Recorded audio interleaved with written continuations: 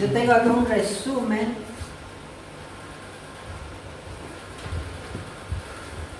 que no es del sábado pasado directamente, pero sí de los últimos. El sábado pasado nos juntamos. Sí, del último sábado que nos reunimos. Pero sí de los últimos sábados, ¿sí? Voy a leer el resumen. Dice, la iglesia adventista está fraccionada o enemistada. Por ejemplo, un libro muy odiado llamado Recibiendo la Palabra,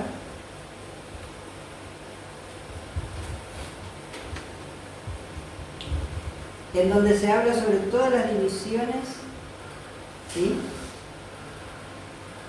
Es un libro de hace 30 años. Normalmente mucha gente utiliza la Nueva Reina Valera 2000, pero lo raro es que es una Biblia católica. Eso escribí yo. Ah, venga para acá, venga para acá.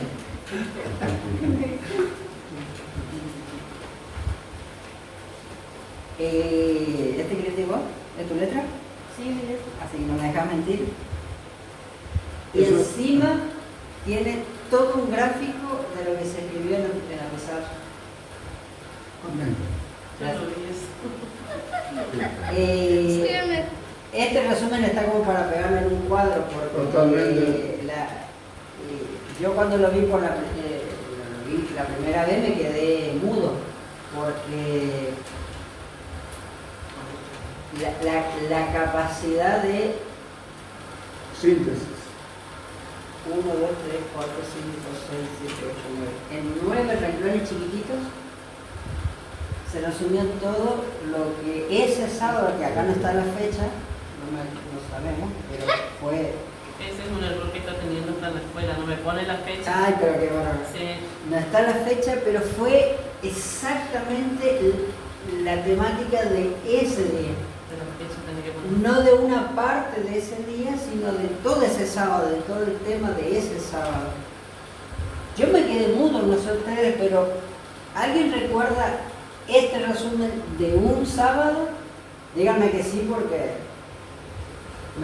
Yo soy una barata que vi el libro. Díganme que sí, porque Pablo... No del libro, de así toda la Sí, sí, temática. La lección. ¿Seguro que sí? Porque si no me consigo un Uber ya y No, ese sábado no vine porque... Ya estaba enfermo usted, sí no había venido. De vuelta dice, la iglesia adventista está fraccionada o enemistada. Por ejemplo, un libro muy odiado llamado Recibiendo la Palabra, en donde se habla sobre todas las divisiones de la iglesia. Es de hace 30 años y para rematar, en contexto, dice, como estamos hablando del tema de las Biblias, dice, normalmente, la palabra normalmente me mata porque, o sea, amén por la capacidad. Normalmente mucha gente utiliza la Nueva Reina Valera 2000,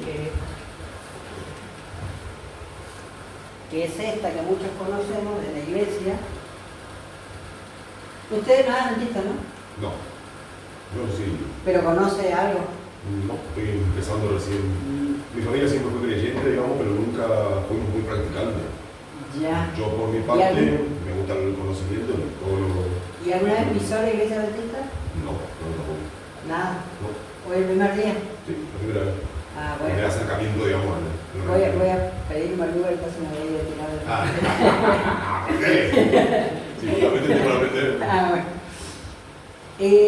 Dice, normalmente nosotros como adventistas usamos esta Biblia Reina Valera 2000, pero lo raro es que siendo adventista usamos una Biblia y que en realidad es católica. Esta para ponerlo en un cuadro, esta, así que si ustedes me dejan vamos a hacer un cuadro al resumen y ponemos ahí. Yo te pago. Ay, no. Demasiado ya con el resumen. Muy bien. ¿Por qué focalizamos el tema de qué Biblia usar y si nuestra fe es adventista, por qué elegir una sí y otra no? En ese contexto venimos hablando hace ¿cuántos? ¿2 meses ya? Más de 2 meses, donde no sé si te dijo algo, Carlos. No, No, No. te agarró así en la de No. abril y te ensartó la camioneta y te No, dijo, me mandó los videos, sí, Ah, pero no tuve tiempo de mirar, ando El- para la facultad. Y la temática que estamos hablando es, en términos muy simples y resumidos, el porqué de tantas versiones bíblicas y en algún sentido si eso es bueno, es malo, si afecta o no afecta lo que hacemos para acercarnos a Dios. Entiendo. En muy pocas palabras. Sí, entiendo. Quizá algo que no notamos de lo que estamos hablando básicamente sería qué cosa. Las Biblias modernas, ¿sí? El mensaje de la fe. Y nuestros últimos temas son en relación al mensaje de Apocalipsis 14, el mensaje de los tres ángeles, pero lo que estamos hablando es de las Biblias modernas, si queremos resumirlo en términos muy generales, y el Evangelio, ¿sí o no? Para poner en términos muy en contexto, porque arrancamos hablando desde por qué se aceptó inicialmente la Vulgata Latina, ¿se acuerdan?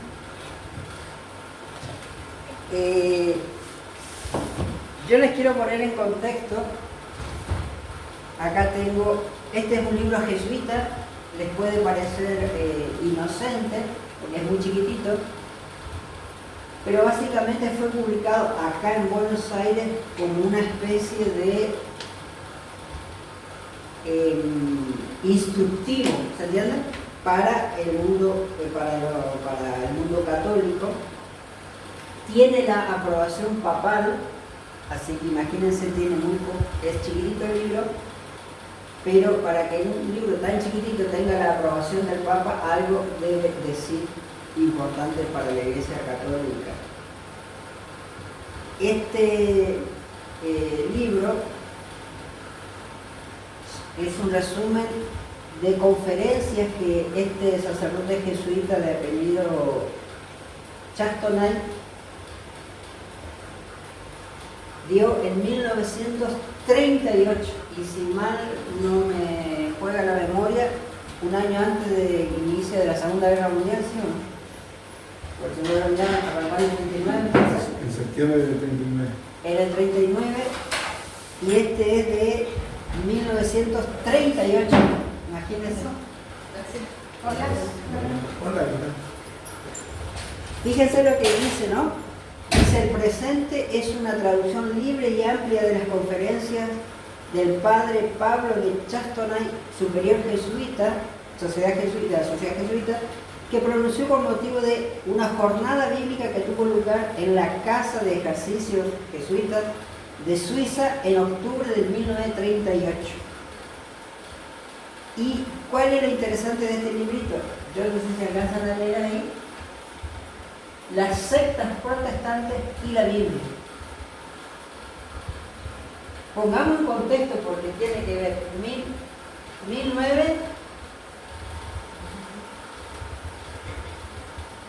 1938.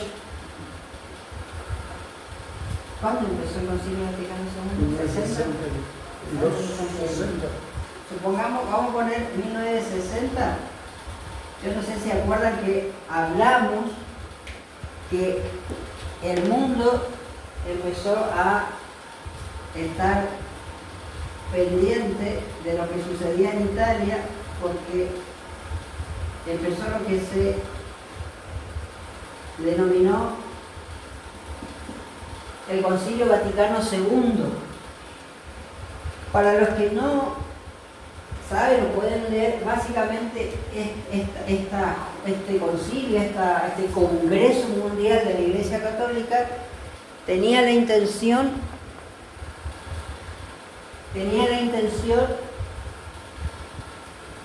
vamos a decirle palabras modernas, de resetear, de reconfigurar el accionar de la Iglesia Católica en relación al mundo, en relación a sí misma internamente y particularmente en relación a todas aquellas iglesias que desde el año 1500 habían alejado de Roma y que básicamente eran las iglesias no evangélicas, sino las iglesias protestantes tradicionales y posteriormente también las iglesias evangélicas, que son herederas en algún sentido de la Reforma Protestante.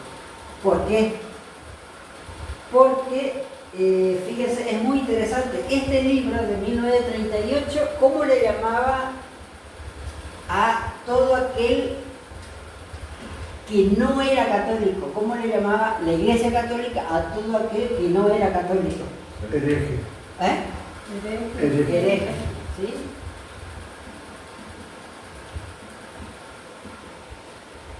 Y no es una palabra que pueda provocar sonrisa, por lo menos, en un contexto histórico real. La palabra hereje básicamente, y un poco coloquialmente, es el que piensa distinto. La terminología, la etimología de la palabra. Ahora, que piensa distinto a qué o a quién, porque vos tenés que tener una referencia. Y si es el catolicismo que está diciendo hereje al otro, es al otro no católico, o sea, piensa distinto a qué, a la idea católica. Entonces, el que no es católico, para el católico, partiendo de su posición, el otro es hereje porque no piensa como tal, como la Iglesia Católica. A partir de la década del 60 que dijimos, la Iglesia Católica busca una reconfiguración, un reseteo en su relación para con el mundo, para consigo mismo y para con aquellos que venían de la Reforma Protestante de Lutero desde el año 1500. Imagínense, estamos hablando de cuántos años, también hasta la década del 60. ¿Sí? A partir de ahora, vamos a llamarlo así irónicamente, por arte de magia, ¿sí? Estamos diciéndolo irónicamente, el hereje, pasando por el concilio, ahora cómo empezó a ser considerado, llamado y tratado, aparentemente por lo menos. Hermanos separados. Como hermanos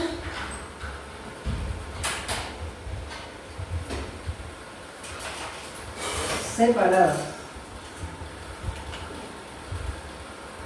Ahora, es muy interesante porque pregunta, ¿no? ¿Cuál les gusta más, este o este nombre? O calificativo más que nombre. ¿A usted le gusta más hereje, hermana? ¿Prefiere que le digan hereje a que le digan hermana separada? Pregunto, esa era En realidad se separó de uno. ¿Cuál nombre? No sé, ¿alguien? ¿Me escucha? Hermano separado, diría yo. Ya, hermano separado. Queda la mal. forma de llamarlo. No queda tan Para usted, instructivo. le digo, no para usted, a usted, hermana, ¿cuál le gusta más? Mi hermano separado, diría ¿Por yo. qué? Y porque como que está separado de su creencia. O sea, vos te apartás de su creencia. O que está equivocado, Martín, no queda tan instructivo como el otro. Hermano. Si vamos al caso de herejes, porque de la época de Lutero, Claro. Lutero no estaba de acuerdo. Pero usted, la pregunta de hermana es si a usted le gustaría más que alguien levante el dedo así como yo y le diga hereje o que alguien apunte el dedo y le diga hermana separada. ¿Cuál le gusta más? ¿Qué título? Conociendo la historia, a mí me gusta que me digan herejes. ¿Por qué? Diga, ¿por qué, hermana? Porque conozco de la época de por qué a Lutero le llamaban hereje. Pero, Por eso lo he hecho le pregunto, sí, entendemos, pero le pregunto, ¿cómo es? Le pregunto al revés, ¿por qué no le gustaría hermana separada? Porque no sería inclusivo, porque todos estaban separados últimamente. Hay muchas divisiones. Bueno, fíjense, vamos a aclarar, gracias hermano, vamos a aclarar. Si me preguntan a mí, yo sé que nadie me preguntó, pero si me ¿Vos te estás preguntan, preguntando? yo no estoy preguntando, yo prefiero que me llamen hereje. ¿Por qué? Porque hereje planta con claridad quién es blanco y quién es negro, o quién quiere considerarse blanco o quién quiere considerarse negro, o sea, aguas bien divididas, como el mar rojo. Pero que alguien me llame hermano separado me está sobando la espalda, o sea, un cuchillo preparado para hundir bien profundo a traición. ¿Por qué? Si pensamos un segundo nomás y ya vamos a ver por qué tiene que ver con el tema de las Biblias modernas, este contexto y este librito. Entre hermanos separados y herejes, si lo pensamos un segundo, no hay ninguna diferencia. En la esencia de lo que pretende, De lo que piensa Roma de uno. de lo que piensa Roma, de lo que piensa el catolicismo. Hereje es el que piensa distinto a nosotros, el catolicismo. ¿Se entiende? Y el hermano separado es porque pensó diferente. Hermano, hasta ahí estamos como que qué lindo, ya soy hermano. Es como si fuera que La palabra está hermano como equivocado. la palabra hermano como que me acerca, como que me da un calorcito, ¿no es cierto? Como que me acerca un poquito, ¿sí o no? Me pone el poncho arriba del bebé y me acerca un poquito. Ahora, separado te clavó el puñal, ¿por qué? Porque te dice, Hermano electo. vos estás allá porque te separaste, te fuiste de Hermano, mí. pero no del mismo bando. Correcto, ahora, pero ¿por qué separado? No hermano distinto, separado, o sea, vos te fuiste. No opinamos. No, ese no es el punto. Separado es, te separaste. ¿De quién? Roma. Del catolicismo, de Roma. Exacto. O sea, el concepto, si uno lee incluso toda la literatura que hay al respecto, es vos te fuiste de mí. Vos te fuiste cuando nunca te tendrías que haber ido. Y como te fuiste como un hermano, que es un hermano enojado con el padre o la madre, pega el portazo y se va y vuelve a los 30 años, justamente el concepto es Tenés que volver. tenés que volver. Ese es el punto. O sea, vos pensás distinto, porque el que tiene la verdad soy yo. Vos no. Vos te equivocaste en irte, tenés que volver. Yo jamás me equivoqué y jamás me moví de mi lugar. Vos te fuiste, tenés que volver. ¿Se entiende? Ese es el concepto histórico y el concepto que maneja el catolicismo. Es más, si alguno quiere buscar después en YouTube, puede ver una charla completa del último Papa, el Papa Francisco, y hace todo un llamado a partir de este concepto y usa la historia de José y sus hermanos para terminar diciendo: vuelvan al catolicismo, vuelvan porque ustedes se fueron de nosotros y acá está Jesús, acá está la verdad, acá está todo lo que tenga que ver con el cristianismo verdadero. Y ese es el punto. Tanto esto como esto, hoy 2025 podría generar una especie de, ayúdenme,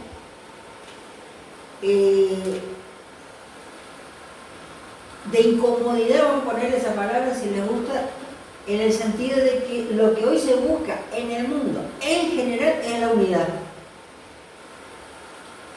O sea, no a la guerra, no a esto, no a la división política, no a la división religiosa, no a la división cultural, no a la división de hombre y mujer, no a la división económica, no a la división de países, no a la división de nada. Hoy, en todos los órdenes de la vida se busca la unidad. Entonces, si de repente vos, como un raro, levantás la mano y decís: yo quiero la división, yo quiero excluirme, yo quiero estar fuera, no quiero estar en el bando que se une, el raro no es el otro, sino sos vos. ¿Se entiende el concepto? Ahora, y ahí llegamos al tema de las Biblias. El concepto de unidad mundial en relación a las Biblias la lleva adelante la Sociedad Bíblica Unida. Es más, la palabra lo dice, de la institución. De vuelta, Sociedad Bíblica, ¿qué cosa? Unida. No sé si se acuerdan que vimos esto. Unida ¿desde cuándo? ¿Y quiénes se unieron? ¿Por qué Sociedad Bíblica Unida? No sé si se acuerdan más o menos. Cerca de la década del 60 también,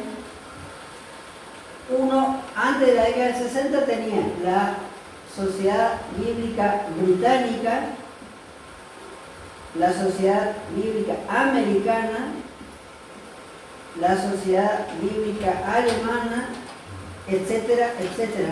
¿Sí? Uno tenía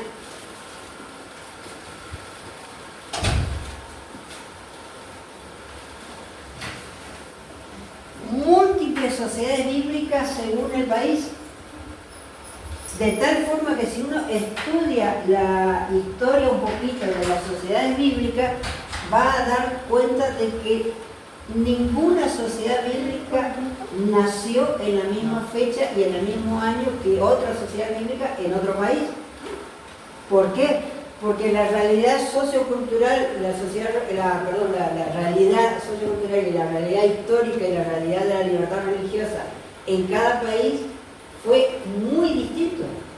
Entonces de repente tenía sociedad bíblica supongamos en Alemania, pero en Argentina todavía no estaban las condiciones para que se diera legalmente la aceptación y el nacimiento de la sociedad bíblica. Argentina tiene su historia. Yo personalmente me tocó estar con uno de los últimos secretarios generales de la Sociedad Bíblica de Argentina. Hablé personalmente con él. Yo le comenté un poquito de esto, yo estaba todavía bebé de pecho con esta temática, pero hablé con él. Hoy seguro que ya estaba otra persona, por supuesto, porque fue hace muchos años. Le escribí una nota explicándole un poquito esto, que quería hablar con él. Finalmente hablé con él y él me dio su tarjeta personal. Y lo interesante es que él, por supuesto, era secretario general de la Sociedad Bíblica Argentina, pero el tema es que hacia la década del 60, más o menos, año más, año menos, sucedió algo. Se fundó la Sociedad Bíblica Unida, que empezó con 13 países. ¿Y en qué propósito se juntaron todas las sociedades bíblicas? Justamente para traducir, imprimir y distribuir las Biblias. El detalle es que hacia la década del 60, ¿qué pasó? ¿Se acuerdan? Porque ya hablamos de esto. ¿Se acuerdan o no? La Iglesia Católica también se suma. La Sociedad Bíblica Unida, ya ahora unida, en conjunto, y lo tengo ahí en la computadora, si alguien por ahí lo quiere leer, lo tengo el original en inglés y el original en español, firma un convenio a raíz de este congreso con la Iglesia Católica, y a partir de la década del 60 y bajo este aparente sentir de unidad, empieza por convenio institucional y convenio de iglesia, o mejor dicho de la sociedad bíblica, pero que por supuesto detrás de la sociedad bíblica están las iglesias, la expresa el expreso trato, convenio de vuelta, traducir, ¿qué dijimos? Imprimir y distribuir Biblias en conjunto. Teniendo un poquito ese contexto, que bastante hablamos de algunas cosas más, algunas cosas menos, viene este librito, ¿se entiende? Pero en otro contexto histórico. Imagínense, antes de la Segunda Guerra Mundial, antes de Hitler, este librito. Y el librito, el punto es que este libro se llama, de vuelta hecho por un jesuita, Las sectas protestantes y la Biblia. Tampoco éramos hermanos separados y tampoco éramos iglesia, ojo. Acá resulta que los hermanos separados pertenecen a iglesias. Y antes estos herejes pertenecen a sectas. No es que haya cambiado mucho si uno escucha por ahí una noticia u otra. El punto es que por lo menos oficialmente y de la boca para afuera el catolicismo empezó a tener esta postura. Dentro de esas sectas protestantes, fíjense que es la secta, no dice las sectas protestantes, ¿qué dicen? Las sectas protestantes y la Biblia.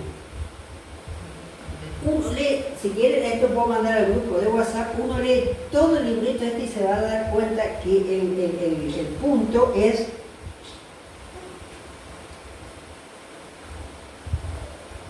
a partir de la concepción que tiene el catolicismo de la Biblia y a partir de la concepción que tiene el mundo protestante evangélico de la Biblia, se genera, según el catolicismo, un conflicto ¿cómo se dice? Irreductible, se dice, o sea, imposible de subsanar, ¿ves? Un conflicto irremediable, ahí está la palabra.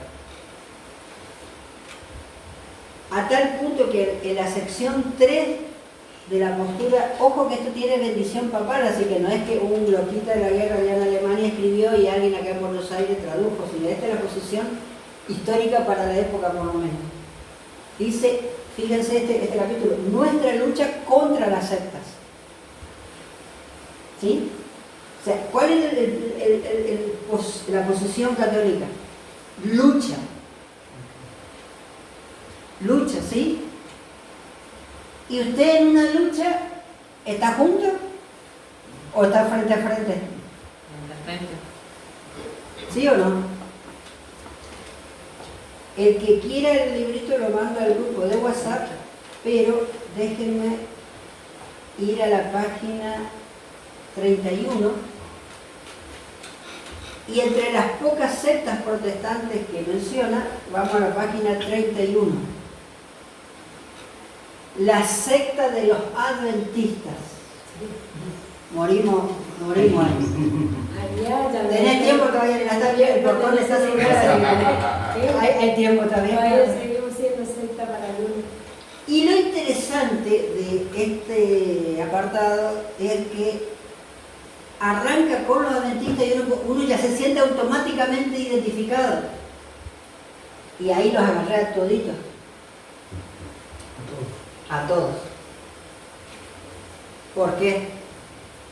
Porque no dice a los adventistas el séptimo, dice a los adventistas. ¿Y por qué recalco un poquito nomás esto? Porque hoy estamos muy mal acostumbrados a decir soy adventista y listo, me coso con hilo de... ¿cómo? Hilo de nylon la boca y listo.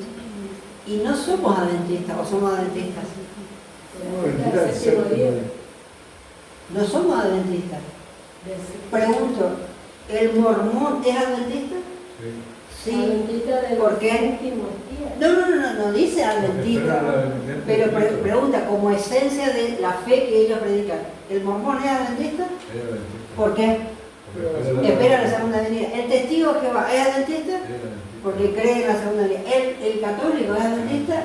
En algún punto, aunque predica un poco del tema, sí. Al final todo el mundo resulta ser adventista, todo el mundo cristiano resulta ser adventista en algún punto. Porque espera la segunda venida. Está bien, acá menciona sectas específicas, digamos. El tema es que en el apartado B, ahí entramos nosotros, porque dice, página 32, la segunda característica de los adventistas, y entonces ahí dice, especialmente de los llamados adventistas del séptimo día, ahí se siente identificado, no sé, ahí no tenés forma de escapar. ¿Sí? Dice, la segunda característica, menciona la primera, bueno, da un detalle ahí, interesante, pero dice la segunda característica. Ahora ya hablando, dice, de la adventista del séptimo día, como el nombre indica, es la observancia del sábado. Puesto que la celebración y observancia cristiana del domingo es para ellos, ¿quién ellos? No, para nosotros. El católico está hablando de los adventistas del séptimo día. Dice, la observancia cristiana del domingo es para ellos una característica de la bestia apocalíptica. ¿Falso o verdadero? Verdadero. ¿Eh? Verdadero. Me compro un Uber y vos me tenés que pagar el... Pero está hablando de... Como a las 7, por ahí puedo ir, porque Hoy es la última reunión. No, falso o verdadero. Verdadero. Verdadero. Fíjense que dice que el adventista del séptimo día observa el sábado y rechaza el domingo. ¿Sí o no? Sí. ¿Por qué dice el jesuita, este padre jesuita que escribe el libro, de que por qué, según él, el adventista rechaza el domingo? Porque es la característica de la bestia. Porque dice que el adventista entiende que el domingo es una señal de la bestia apocalíptica. Y pregunta, ¿sí o no? Sí, ¿Creemos eso o no? ya se está viniendo. No, pero ¿creemos eso o no? Sí. Pero no da vergüenza decirlo. Sí. Tenés tiempo, caíste en una secta. Tenés 2 puertas, mira, candado no hay, ¿En pero. qué momento sacan las túnicas negras? Exactamente, apagamos todas las El luces. ritual, ¿en qué momento empieza? Completo. Sigo. Qué madre. Da una tercera característica, no la voy a leer, voy a la cuarta característica, ¿sí? Página 33 dice, tampoco esta secta es tímida, no es tímida, dice. Bueno, esto es 1938, tampoco esta secta dice es tímida en su propaganda, antes bien dice, la practica con un verdadero ejército de apóstoles laicos. Bueno, yo quiero ver ese ejército de apóstoles laicos en Corrientes, yo no lo veo, o sea, no estoy ciego. Dice, quienes muestran una predilección por ganar con sus maniobras, dice, los individuos juveniles, incluso, dice, los niños. Dice, su propaganda comprende también, o sea, está hablando, dice que para 1938 éramos rabiosamente, dice, éramos rabiosamente misioneros, como los apóstoles. ¿Sí o no? Pregunto, ¿somos rabiosamente misioneros y vamos como ejército de apóstoles laicos buscando a quién, no devorar, sino a quién convertir? Hoy, 2025, 1000 casos. o estamos, bueno, el hermano, el amigo ahí dice, no, dice. Acá en Corrientes sobre todo. Se Eso nota probado, más se ve. El joven adventista, bueno, el hermano adventista Estamos todos jubilados. prefiere la santa siesta del santo sábado hacia el sobre.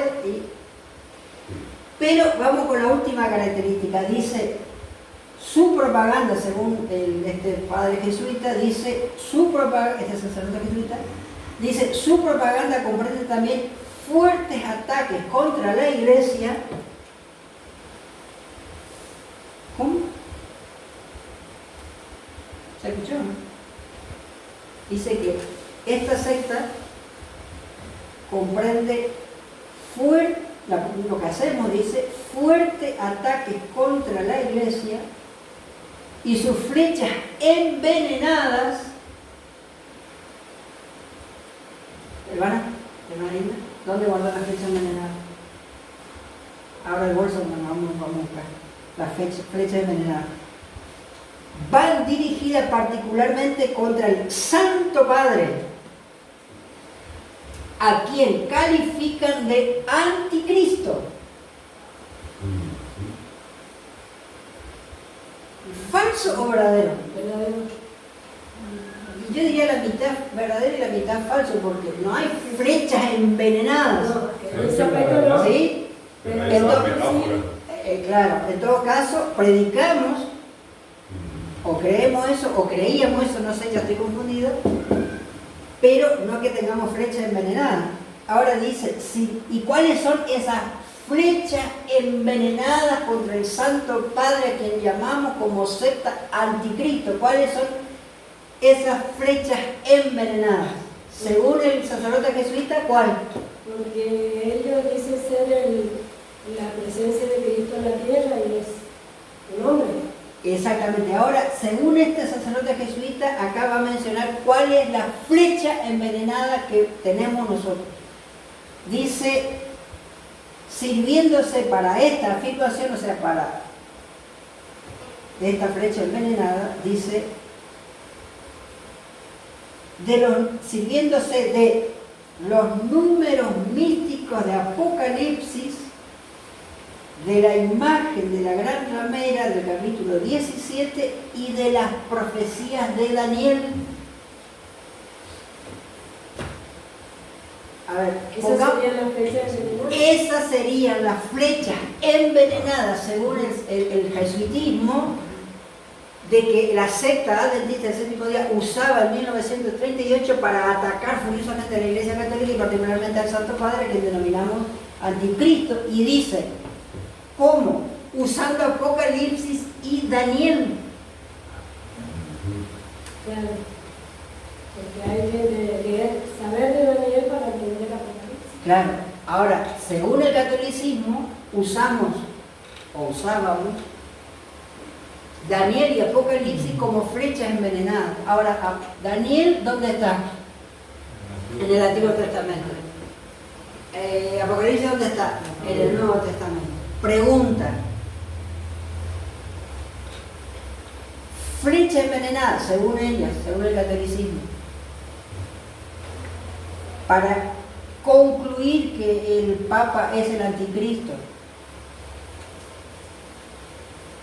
Pregunta, ¿según qué Biblia?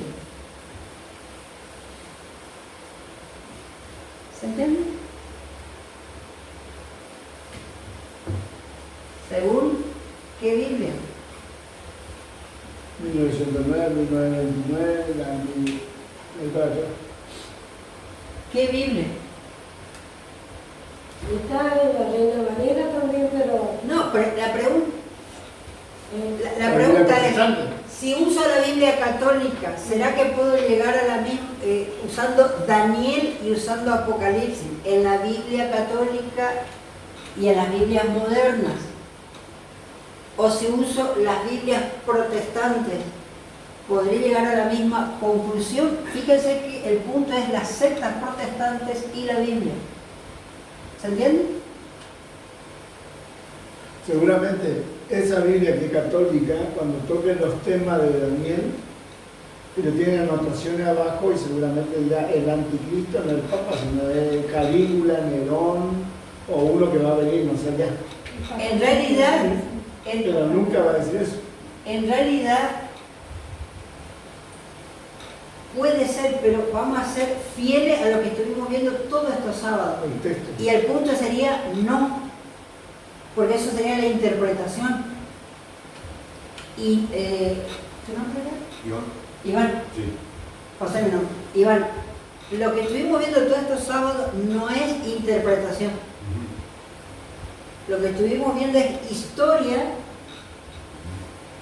de el sentido y el propósito de las traducciones en idiomas distintos, desde el original griego y hebreo a las Biblias que tenemos hoy. Entonces el conflicto, antes de tener un conflicto evidente de quién interpreta qué de cada parte de la Biblia, es anterior, todos estos meses que tuvimos, o un par de meses, el conflicto que estamos tratando de dilucidar un poco es el texto, no la interpretación. Entonces volvemos sobre el punto. Hermano, ayúdenme, pongámoslo en contexto. Vamos de vuelta. ¿Se entendió dónde se planta la Iglesia Católica, dónde se plantaba la Iglesia Católica y después dónde comenzó a plantarse y dónde hoy está plantada? Según el catolicismo dice que para 1938 como adventista del séptimo día usábamos Daniel y Apocalipsis 17 y Apocalipsis 13, porque la bestia de Apocalipsis no está en Apocalipsis 17, está en Apocalipsis 13. Entonces, según el planteo del conflicto, en Apocalipsis 13, 17 y en Daniel dice, encontramos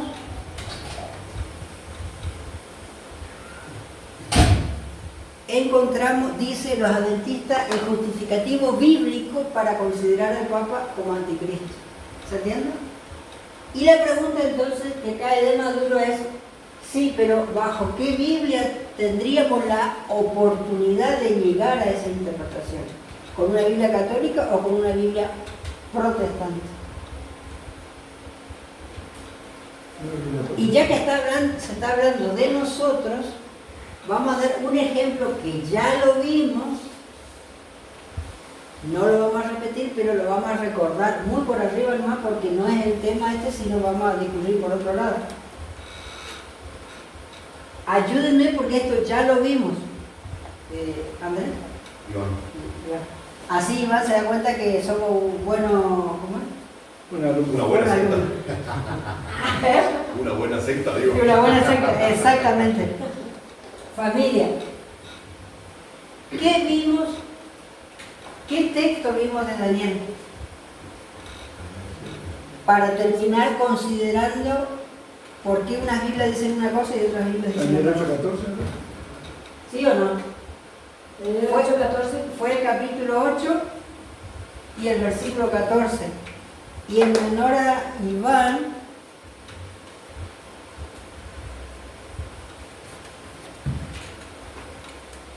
díganme ustedes, no me hagan hablar a mí, porque ustedes tuvimos como 3 sábados por lo menos hablamos de esto. ¿Cuál es el problema en Daniel 8:14 con las Biblias de origen católico y con las Biblias de origen protestante y con las Biblias de origen de la Sociedad Bíblica Unida? Tenemos tres bandas y 3 grupos. Los escucho. Si van a pasar vergüenza delante de Iván, van a ser ustedes, no yo. ¿Se acuerdan o no?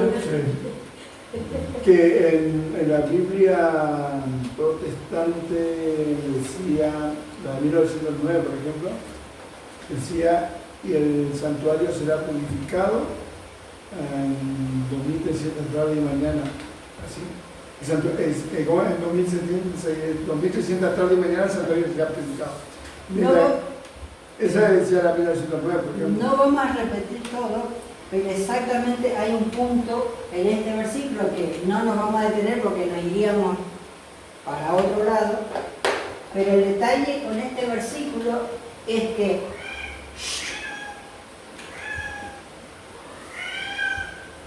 acá hay muchos gatos, no hay problema, así que no. Sí. En las Biblias católicas o de origen católico como esta que tengo en la mano, en Daniel 8:14 habla de una fe, no de una fecha, sino de una cantidad de días, De un periodo. de un periodo de tiempo. Y dice 1150 días. Considerando, a grosso modo, considerando que el libro de Daniel es profético, está hablando de un tiempo profético de 1150 días según esta Biblia católica. Listo. Y el problema es que con las Biblias protestantes no dice un periodo de tiempo de 1150 días, dice un periodo de tiempo de 2300 días. Pregunta, ¿hay diferencia o no? Claramente, ¿no es cierto? Entonces, ya lo habíamos visto largo y tendido ya, pero habíamos dicho.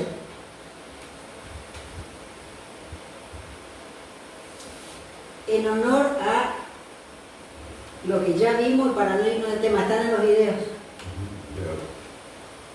Si aceptamos la fecha no, el tiempo profético de 2300 días según estas Biblias, yo como adventista del sexto día puedo fundamentar histórica y bíblicamente de que el Papa es el anticristo profetizado en la Biblia. ¿Hasta ahí estamos o no? De vuelta, si acepto esta cantidad de tiempo profético. El problema es que si acepto esta traducción bíblica de las de las católicas y también de las modernas, acepto este periodo profético. El detalle es que no podría fundamentar histórica y bíblicamente, a través del libro de Daniel, mi posición, nuestra posición particular de que el papado como institución es el anticristo profetizado por Dios. ¿Se entiende el punto? Y acá viene la parte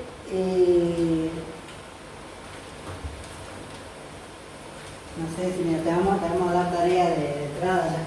Esta es una Biblia católica y una Biblia protestante de la Sociedad Bíblica Unida. Es del año 2002 y ahí está subrayado Daniel 8:14. Si tenés ganas, por favor. Bueno. El 14 que Sí, está... exacto. Dice, y el otro ángel contestó, hasta que hayan pasado 1150 días, que es un poco más de 3 años, pasado ese tiempo, el templo quedará limpio. Más allá de la interpretación, el punto es el periodo que menciona el versículo. ¿Es de cuántos días? 1150 dice. 1150. Ahora, yo te paso esta de la Biblia. Y en el 14, esta es una Biblia, otra Biblia, por supuesto. Y el mismo versículo que dice.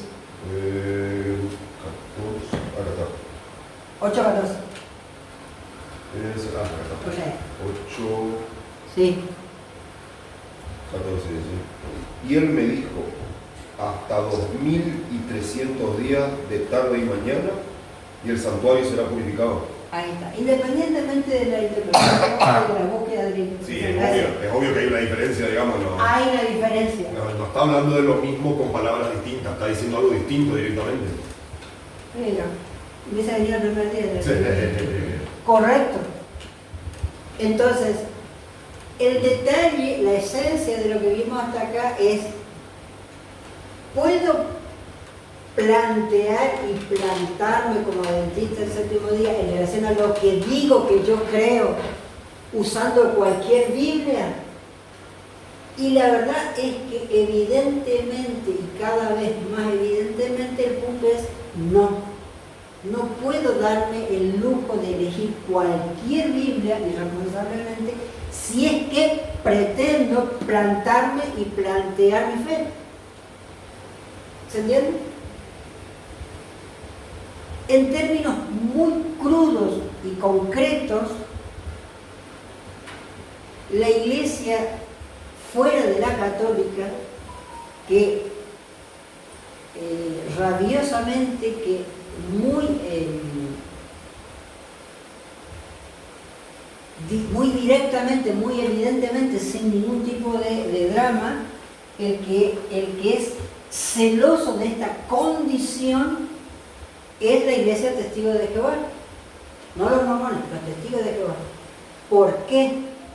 Porque ellos dicen, usamos esta Biblia, no la tengo acá, la dejé arriba, se quejaron de que no hay, pero no la vas a encontrar. Es una chiquitita, una negrita así, pero no la vas a encontrar. Es el Testigo de Jehová usa la traducción del Nuevo Mundo. El Testigo de Jehová. Usted levanta así la mano y le dice, permítame, le saca esa Biblia, esta versión moderna al Testigo de Jehová, y el Testigo de Jehová desaparece así como en las películas.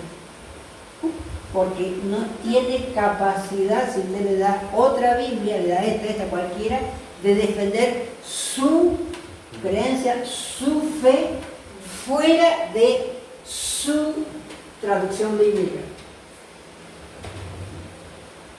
Todo lo que podamos hablar de eso. El punto es que el catolicismo, o sea, a ver, nos podemos llenar la boca hablando del Testigo de Jehová, pero el primero y el mayor referente en relación a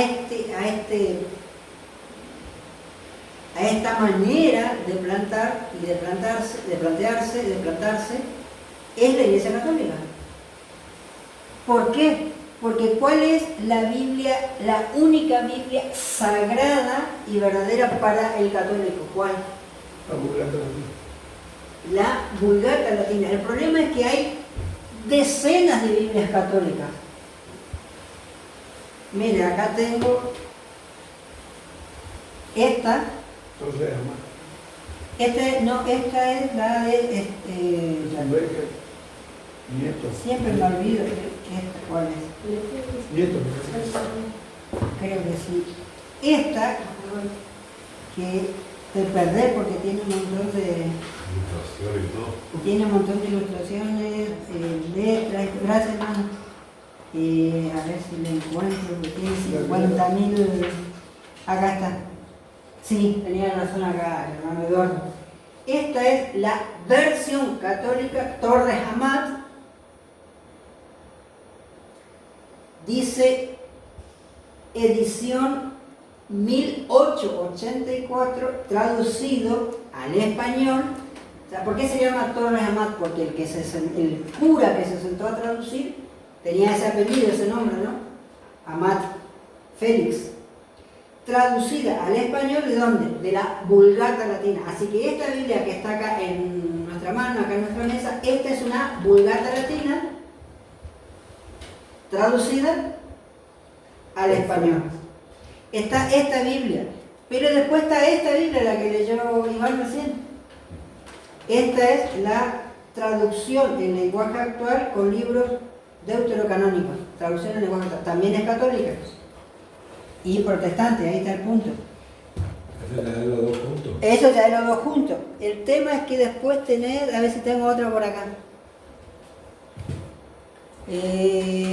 No tengo acá, no la tengo, pero hay decenas de Biblias católicas. Ahora, el hecho que haya decenas de Biblias católicas no significa que sean distintas en esencia, al contrario, son todas iguales en esencia porque vienen de una sola raíz. ¿Cuál? La Vulgata Latina. O sea, una Biblia, para que sea aceptada y considerada católica, y de hecho traducida por la Iglesia, no puede jamás salirse de la Vulgata Latina porque dejaría de ser automáticamente, ¿qué cosa? Católica. ¿Se acuerdan que habíamos leído un renglón de este libro? Este es un libro católico que se llama la Biblia Profética Apostólica de los Creyentes. Dice origen, evolución y desarrollo de la Biblia, de la Sagrada Escritura. Y en el capítulo de la Vulgata, en la página 113, dice, acuérdense que habíamos leído, dice, se conoce con el nombre de Vulgata a la traducción de toda la Biblia, del Antiguo y Nuevo Testamento, iniciada por San Jerónimo en el siglo IV. Allá cuando la humedad era humedad. Y que fue convirtiéndose paulatinamente, dice, en la versión divulgada, o sea, la que se podía tener, y la versión oficial de la Iglesia. Hasta ser declarada ya no apta para ser divulgada, ya no solamente oficial, sino a partir del Concilio de Trento de 1546,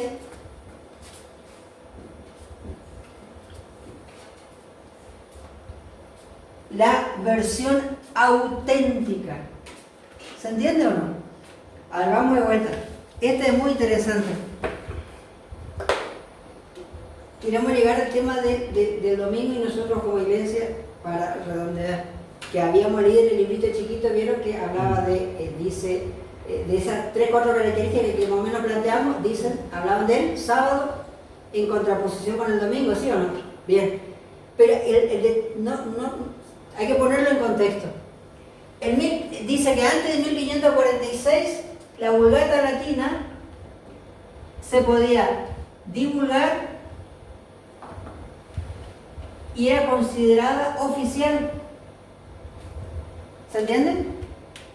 Era una Biblia, vamos a decir, autorizada para poder tenerse, para poder divulgarse, acotadamente por supuesto, y era la considerada oficial. Pero a partir de 1546 dice, ya no es solamente apta para ser divulgada, ya no solamente es la oficial de la Iglesia Católica, sino a partir de 1546 y el Concilio de Trento, Mire, este es Concilio Vaticano II, este es Concilio de Trento en este año. Dice ahora la Vulgata Latina pasa a ser la versión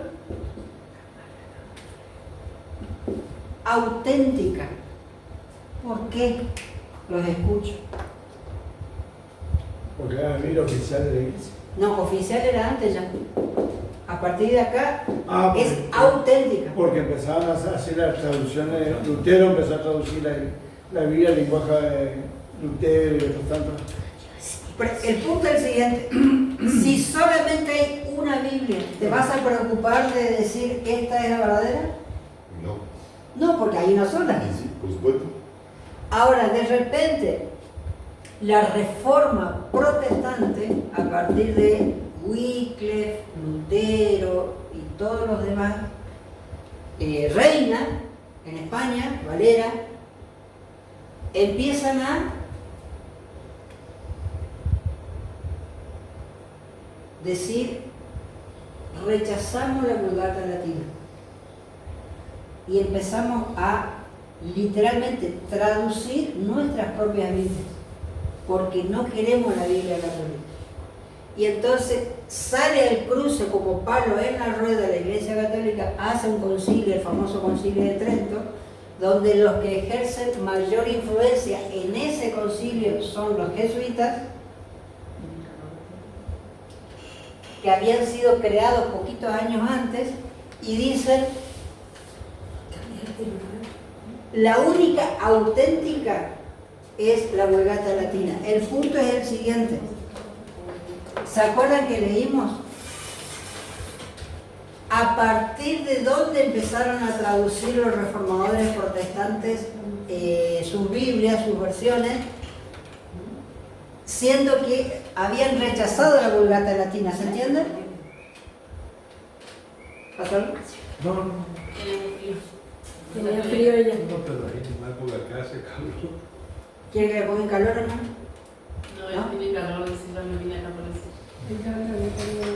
Ahí todavía no se Está sabe. congestionado, dice. Familia, ¿se entiende la pregunta o no? De vuelta. ¿De dónde empezaron a traducir las Biblias en los reformadores protestantes? Sí, resulta que rechazaron la Vulgata Latina. ¿Se acuerdan que leímos?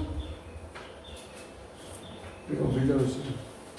O sea, leímos acá, pero eso lo podemos leer en cualquier libro histórico. ¿Qué había pasado? ¿Se entiende la pregunta o no? ¿De dónde?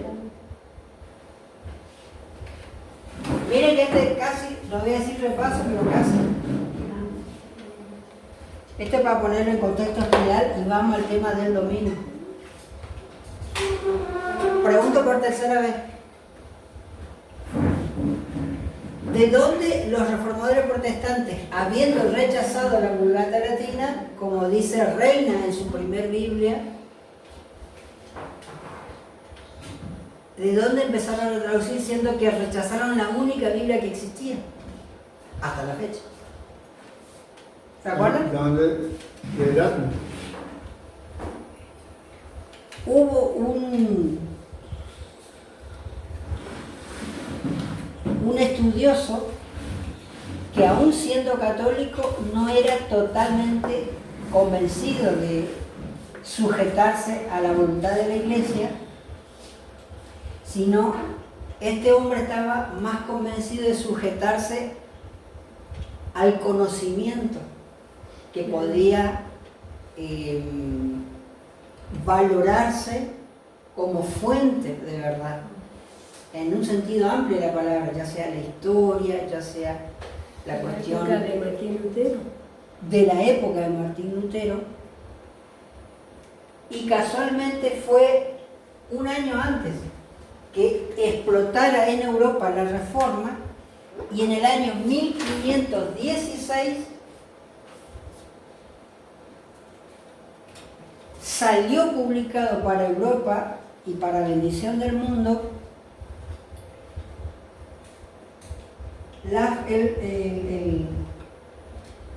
el Nuevo Testamento, no toda la Biblia, sino el Nuevo Testamento griego,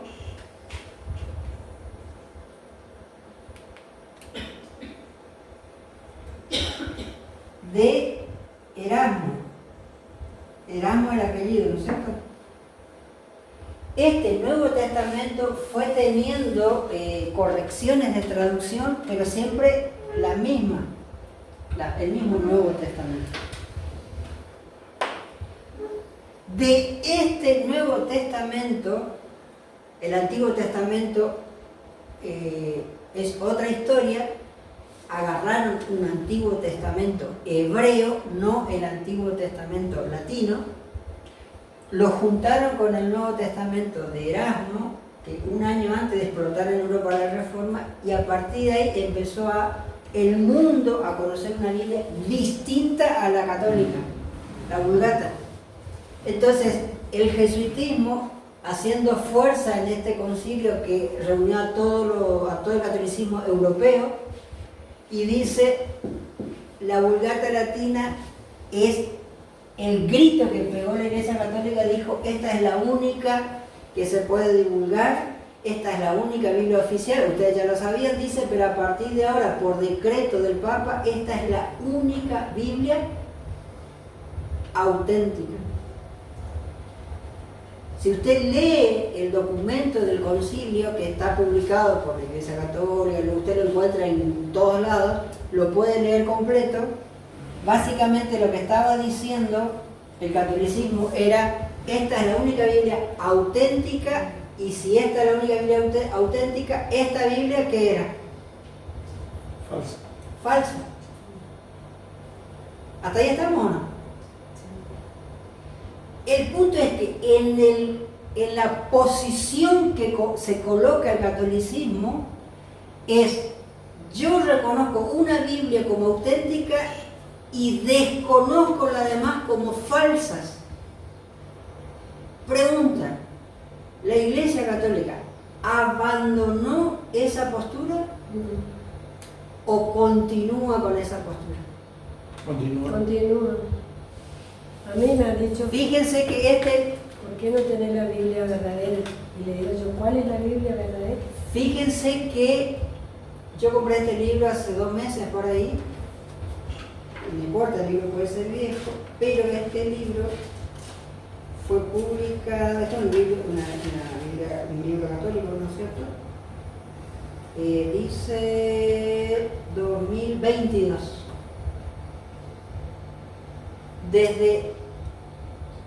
Si quieren, desde 1546, 2022, la Iglesia Católica sigue diciendo al mundo, hay una y solo una Biblia auténtica. Todas las demás son falsas. El detalle es el siguiente.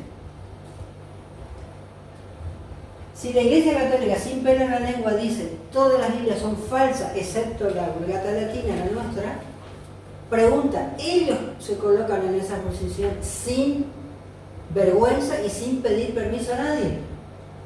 Pregunta, ¿nosotros en qué posición estamos? ¿Deberíamos esconder el conflicto que hay entre una Biblia y otra? Digo nosotros en relación a la Iglesia Adventista, como creyentes adventistas seculares, porque ¿qué pasó con la Sociedad Bíblica Unida en la década del 60? ¿Pasó esto? ¿Quién volvió? ¿Quién volvió? ¿El hereje se hizo católico o el hermano separado siguió separado o volvió? ¿Quién volvió? ¿Quién se dio vuelta de su tranco y ¿cómo que se dice? Cuando se piden en el ejército para conversión. ¿Quién se convirtió y volvió? ¿Quién? ¿El mundo católico o el mundo evangélico protestante? ¿Quién volvió? Pregunta.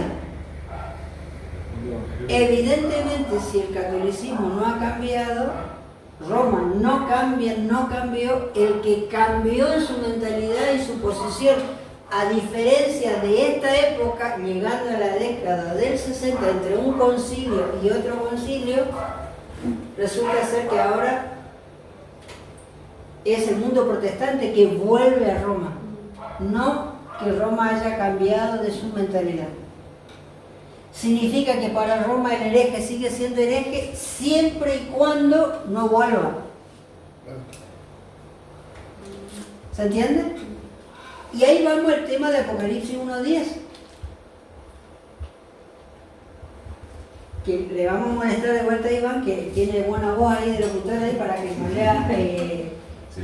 fuerte Apocalipsis 1:10. El que El que está marcadito. Dice, pero un domingo quedé bajo el poder del Espíritu Santo.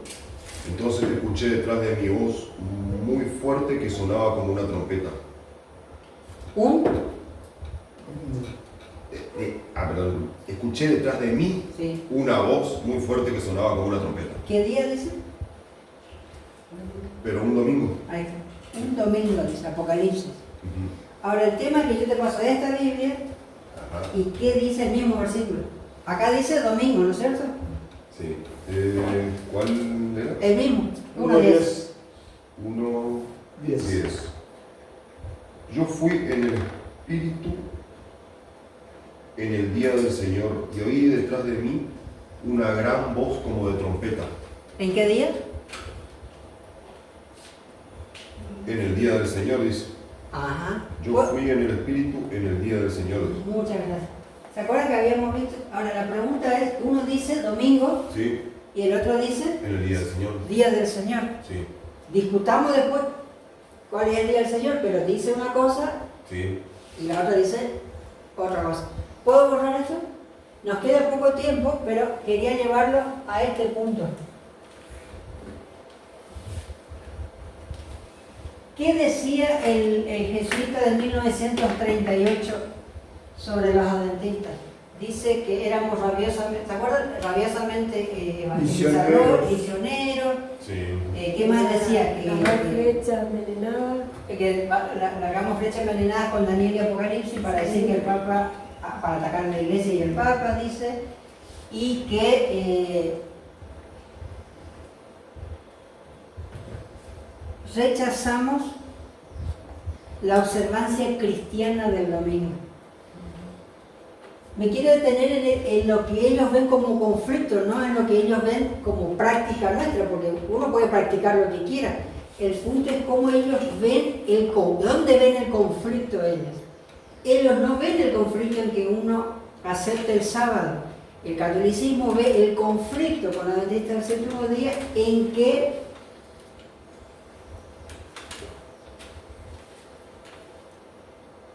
en que dice, declaramos que la observancia cristiana del domingo es la marca de la bestia, es la característica de la bestia.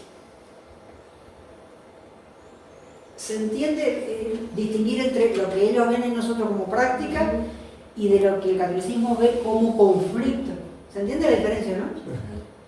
Dice que nosotros, el adventismo del séptimo día dice que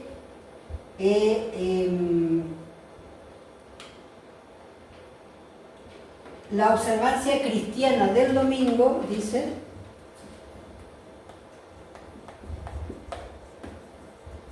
observancia cristiana, dice,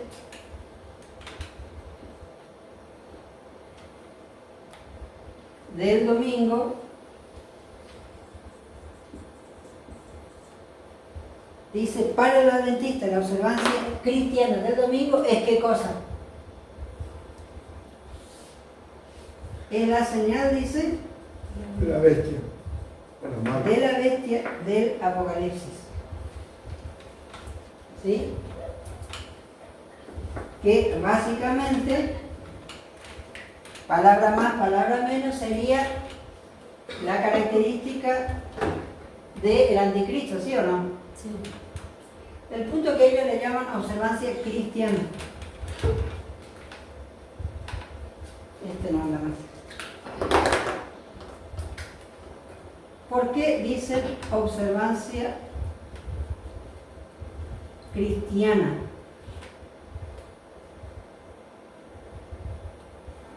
¿Alguna idea?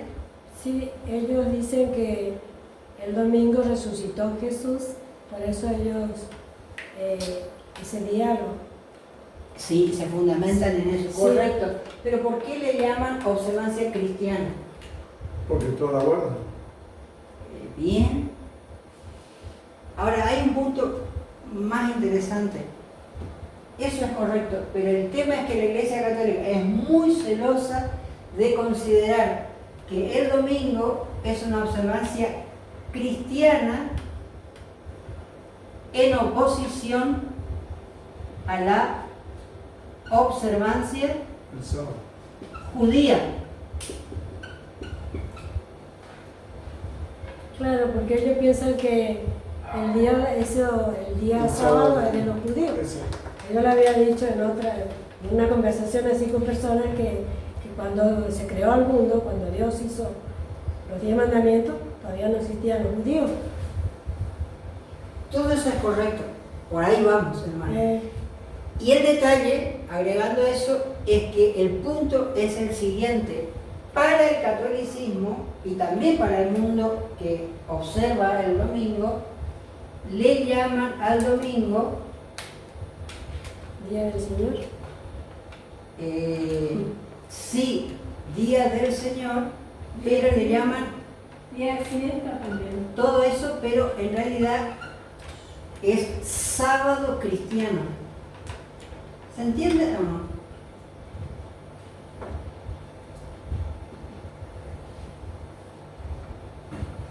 ¿Qué es el domingo para el católico? El sábado. El sábado. No nos mareemos. Día de descanso. Vamos de vuelta. Para el mundo católico, para la catequesis católica, para el doctrinario católico, el domingo para el católico es el sábado cristiano. En oposición, según el catolicismo, al sábado judío.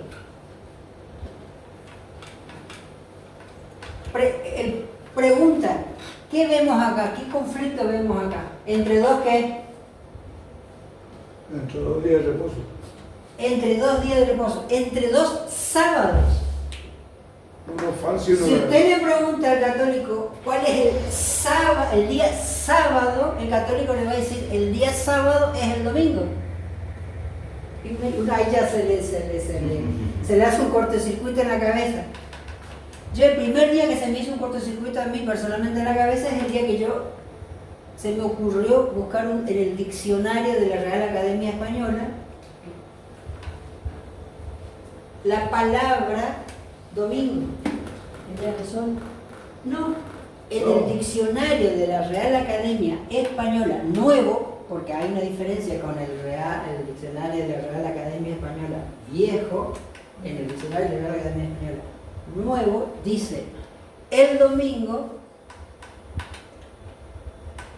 es el primer día de la semana, dice algo así como laboral, pero es el 7º día de descanso litúrgico.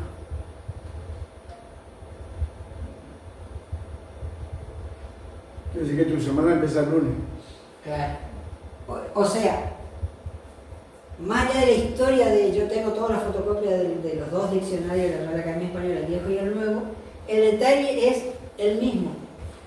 Para el catolicismo y para el mundo evangélico en general, el domingo es el sábado cristiano, en contraposición del sábado el 7º día como sábado judío. Así que es un conflicto entre dos sábados. De esta posición doctrinal, ¿cuál es el verdadero sábado? Viene el detalle de Día del Señor.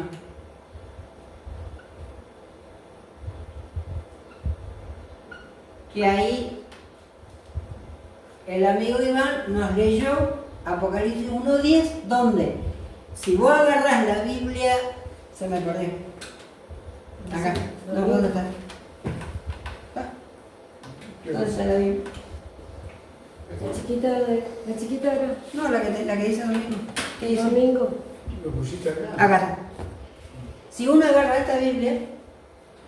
En Apocalipsis 1:10, ¿qué dice? Se oyó una voz. Dice domingo. Domingo. Pero agarra la Biblia protestante, la Reina Valera 1909, y dice Día del Señor. Y la pregunta es por qué el mundo evangélico protestante y el mundo católico, donde encuentra en griego, donde dice Día del Señor, en lugar de traducir Día del Señor, traduce domingo. ¿Se entiende?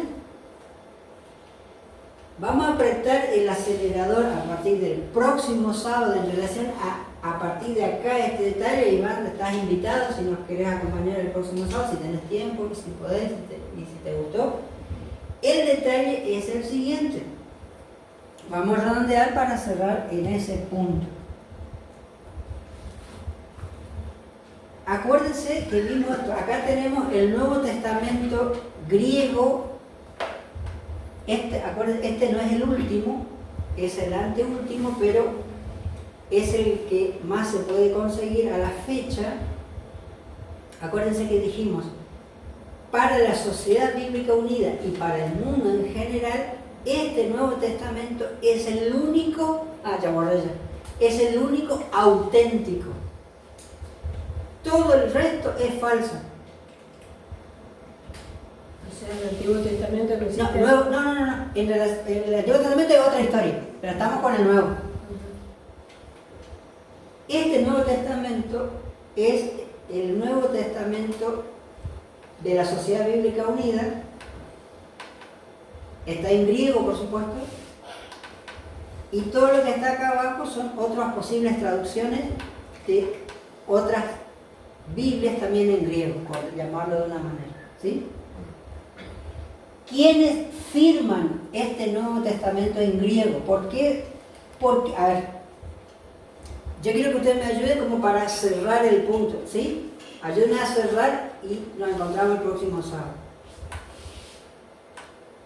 ¿Qué dijo el catolicismo cuando explota en Europa la reforma protestante con Lutero, Reina, Valera, quién más? Se me van los apellidos, Ferrara en Portugal y demás. Dijo, la única Biblia auténtica es la latina, la católica, ¿sí? Hoy, este Nuevo Testamento, que no está directamente bajo el sello católico, pero sí está hecho, a ver, quiero ya a ver, ¿cómo es? Acompáñenme en este análisis y cerramos con esto. ¿Quién dice que este es el único Nuevo Testamento auténtico en el mundo? No en Argentina, no en China, no en Estados Unidos, no en Europa, en todo el mundo. El concilio. Este que está en nuestras manos, la Sociedad Bíblica Unida. ¿Sí? Uno abra acá. ¿Sí? La Sociedad Bíblica Unida y la Sociedad Bíblica Alemana. Ahora, la Sociedad Bíblica Unida y la Sociedad Bíblica Alemana, pero es la Sociedad Bíblica de Traducción, la única sociedad bíblica de traducción avalada por la Sociedad Bíblica, ¿se entiende? Por eso es de Alemania. No tiene el sello directo de la Iglesia Católica. Acuérdense que estamos repitiendo un poquito, pero sí que tiene este Nuevo Testamento. Si uno ve, lo estamos repasando un poquito, ¿quién colaboró? Este sacerdote jesuita. Ya está fallecido, Carlo María Martini. Acá cuenta toda la historia de él, incluso cuando pasó por acá. Cuenta toda la historia de él, incluso esto. Así que tenemos un jesuita colaborando en producir el único Nuevo Testamento auténtico aceptado en el mundo. Y tiene la colaboración católica oficial. Pregunta: ¿No era acaso que la única traducción auténtica en el mundo era la Vulgata latina? Sí.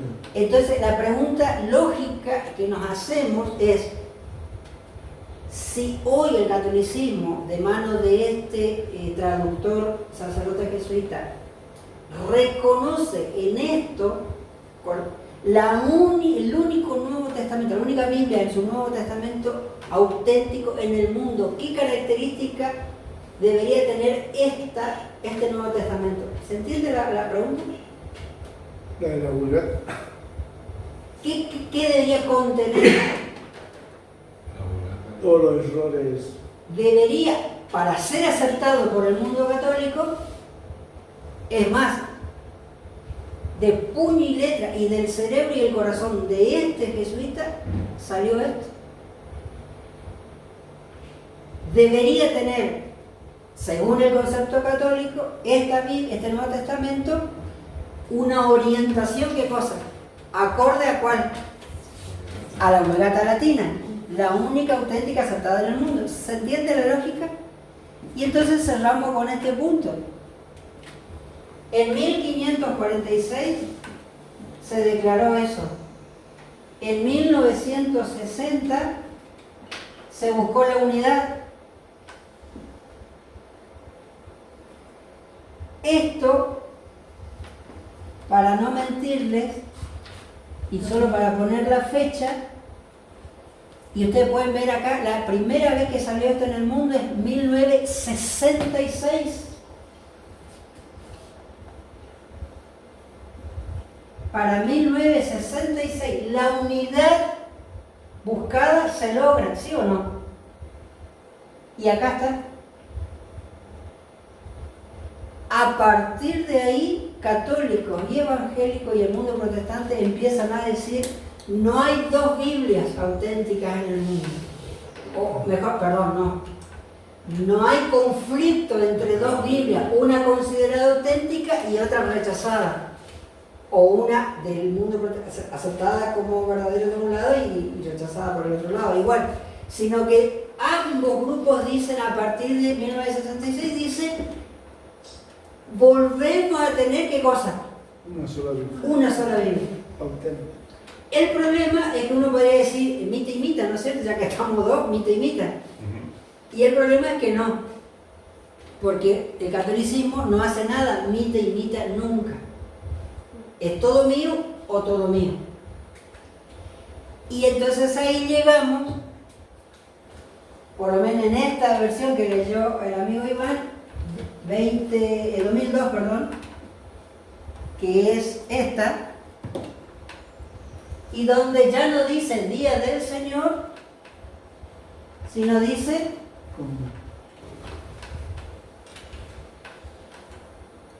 domingo. Pero para que acá diga domingo, el traductor tiene que estar justificado por este libro, por este Nuevo Testamento. Si este texto no lo justifica, no podría existir esto, ¿se entiende?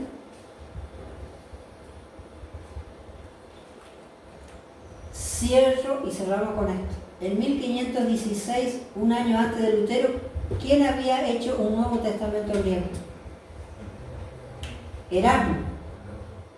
Ese hombre que sin ser, era católico, pero no tenía la voluntad de ser sujeto 100% a la voluntad católica, sino que tenía grandes deseos de conocimiento por la verdad histórica, literaria y demás. Y dentro de su hambre literario hace un Nuevo Testamento griego alejado de la Vulgata latina, el llamado, ¿no es cierto?, el Nuevo Testamento griego de Erasmo. Ese Nuevo Testamento de 1516 es este.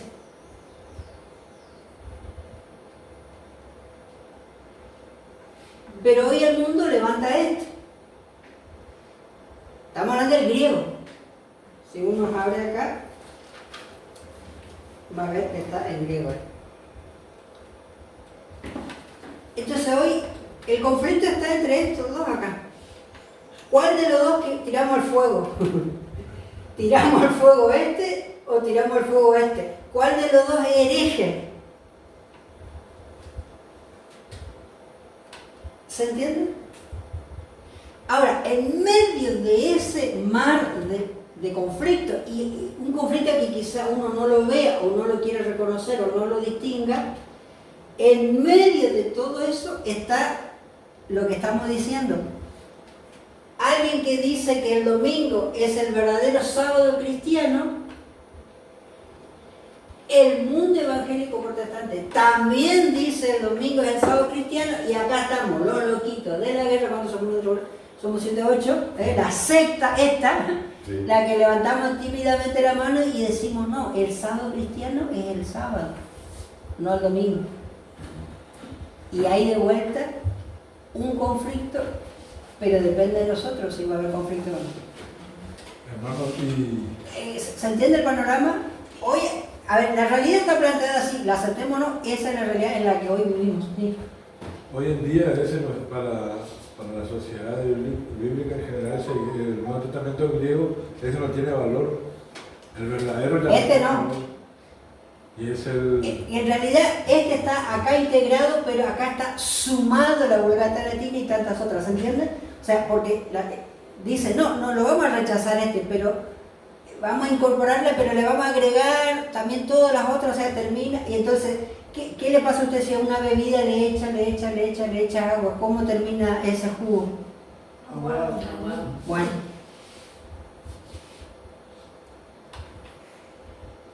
Día del Señor. ¿Cuál es el día del Señor? El domingo, el sábado cristiano, el sábado judío o el sábado sábado. Hay 3 sábados. Sábado judío, sábado cristiano y sábado sábado. Sería el cuarto mandamiento. Bueno, pero ahí viene todo ese conflicto. Vamos a adelantar un poquito el siguiente. Hasta en el diccionario tenemos el conflicto. ¿Oramos? Oramos.